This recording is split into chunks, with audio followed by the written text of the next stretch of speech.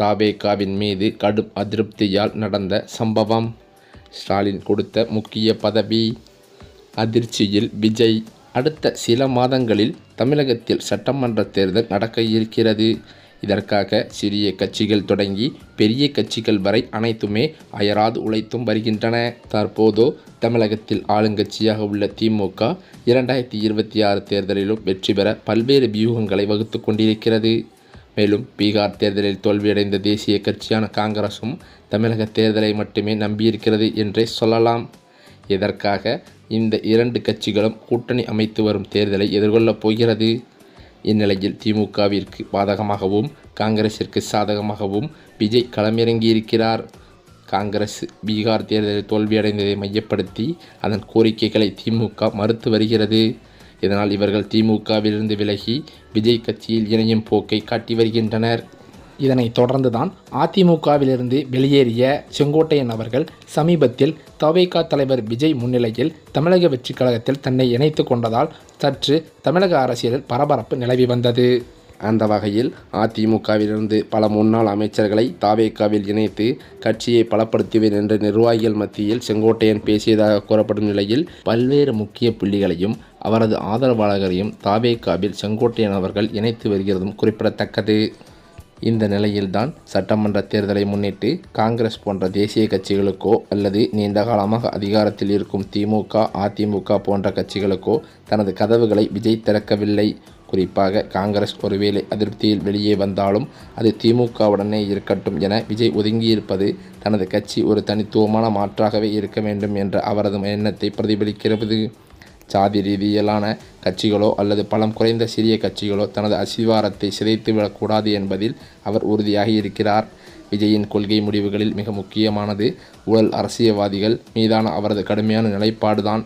திமுக அல்லது அதிமுகவிலிருந்து வரும் நிர்வாகிகள் ஊழல் பின்னணி கொண்டவர்களாக இருப்பதால் அவர்களை தனது கட்சியில் இணைக்க அவர் விரும்பவில்லையாம்.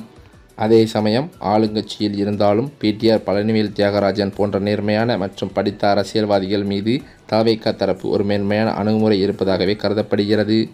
அரசியல் என்பது கொள்கைக்கான களம், அது ஊழல்வாதிகளுக்கான புகலிடம் அல்ல என்ற செய்தியை விஜய் இதன் மூலம் ஆணித்தரமாக சொல்லியுள்ளார்.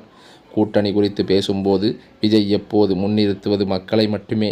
மற்ற கட்சிகளுடன் பேரம் பேசி தொகுதி பங்கீடு செய்வதை விட மக்களுடன் நேரடியான கூட்டணியை அமைப்பதே நிரந்தர வெற்றியை தரும் என்று அவர் நம்புகிறார்.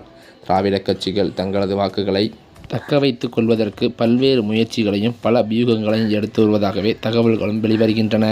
இதன் காரணத்தினால் வருகின்ற தேர்தலில் புதிய கட்சிகள் அனைத்துமே காணாமல் போவதற்கு கூட வாய்ப்பு இருக்கிறது என்று தேர்தல் கணிப்புகளும் தெரிவித்து வருகின்றன.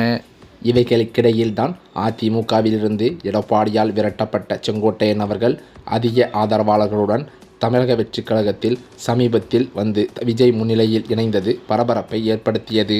இந்த நிலையில்தான் இந்த ஈரோட்டில் நடக்கும் பிரம்மாண்ட மக்கள் சந்திப்பு நிகழ்ச்சியில் விஜய் கட்சியில் இணைந்த செங்கோட்டையன் இணைந்த பிறகு நடக்கும் முதல் கூட்டம் என்பதால் கொங்கு மண்டலத்தில் தனது செல்வாக்கை காட்டும் வகையில் செங்கோட்டையன் பிரம்மாண்டமாக கூட்டத்தை ஏற்பாடு செய்திருக்கிறார்.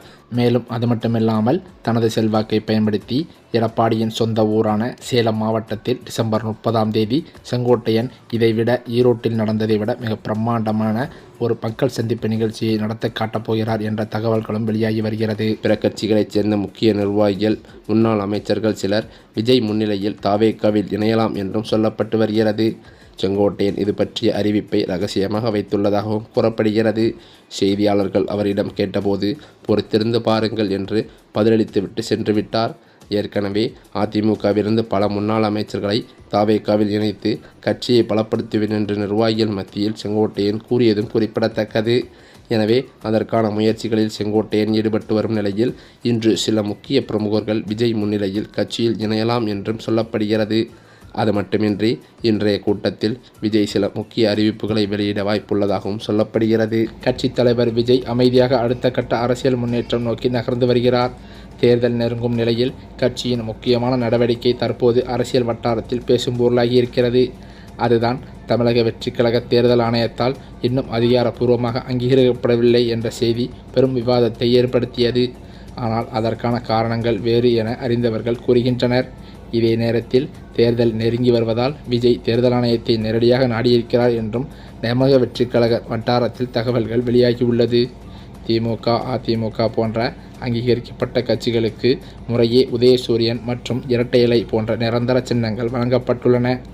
இந்த சூழலிலோ தமிழக வெற்றிக் கழகம் தனது சின்னங்களுக்கான பரிந்துரை பட்டியலை தேர்தல் ஆணையத்திடம் சமர்ப்பித்துள்ளதாக தகவல்கள் வெளியாகி வருகிறது. விஜய் விரும்பி சமர்ப்பித்த சின்னங்களின் பட்டியலில் விசில், கால்பந்து, பேட்டு, வெச்சிக்கோப்பை, சிலிண்டர், லேப்டாப், பேனா போன்ற உள்ளிட்டவை இடம்பெற்றுள்ளது. தேர்தல் நெருங்கும் நிலையில் கட்சியின் அங்கீகாரம் மற்றும் சின்ன தேர்வு அரசியல் வட்டாரத்தில் புதிய ஆர்வத்தை உருவாக்கியிருக்கிறது. இந்த நிலையிலோ தேர்தல் ஆணையம் எவ்வாறு முடிவு செய்ய இருக்கிறது என்பது அரசியல் கணக்கில் முக்கியமான கட்டமாகவே பார்க்கப்பட்டு வருகிறது. இந்த நிலையில்தான் சேலத்திலிருந்து விஜயின் பரப்புரை மீண்டும் தொடங்கப்படும் என அக்கட்சி வட்டாரத்திலிருந்து தகவல்கள் வெளியாகியுள்ளது. புதுச்சேரியில் நடந்து முடிந்த நிலையில் தற்போது முன்னாள் அமைச்சர் செங்கோட்டையன் முன்னிலையில் டிசம்பர் 30ஆம் தேதியும் சேலத்தில் மாபெரும் மக்கள் சந்திப்பு நிகழ்ச்சியானது நடைபெற இருக்கிறது.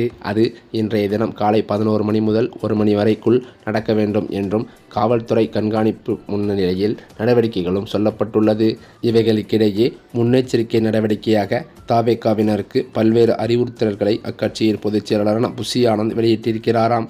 புஷி ஆனந்த் நேற்று இது தொடர்பாக வெளியிட்டுள்ள அறிவுறுத்தலில் கர்ப்பிணி பெண்கள், கைக்குழந்தையுடன் இருக்கும் சகோதரிகள், முதியவர்கள், உடல்நலம் குன்றியோர், பள்ளி சிறுவர் சிறுமியர், மாற்றுத்திறனாளிகள் ஆகியோர் மக்கள் சந்திப்பு நிகழ்ச்சியில் கலந்து கொள்வதற்கு அனுமதி இல்லை என்று கூறியிருக்கிறாராம். அது மட்டுமில்லாமல் மக்கள் சந்திப்பு நிகழ்ச்சிக்கு வரும்போதும் நிகழ்ச்சியை முடித்துவிட்டு செல்லும் போதும் விஜய் வாகனத்தை இருசக்கர வாகனங்களிலோ அல்லது வேறு வாகனங்களிலோ பின்தொடர்வது, போக்குவரத்திற்கு இடையூறாக செயல்படுவது போன்ற செயல்களில் ஈடுபடுவதை அறவே தவிர்க்க வேண்டும் என்றும் கூறியிருக்கிறாராம். காவல்துறையின் வழிகாட்டு நெறிமுறைகளை பின்பற்றி விதிகளுக்கு உட்பட்டு நடந்து கொள்ள வேண்டும், போக்குவரத்து விதிகளை முழுமையாக பின்பற்ற வேண்டும், பட்டாசு வெடிக்கக்கூடாது என்பது பற்றிய பல அறிவுறுத்தல்களை விடுத்திருக்கிறார் புஷி ஆனந்த்.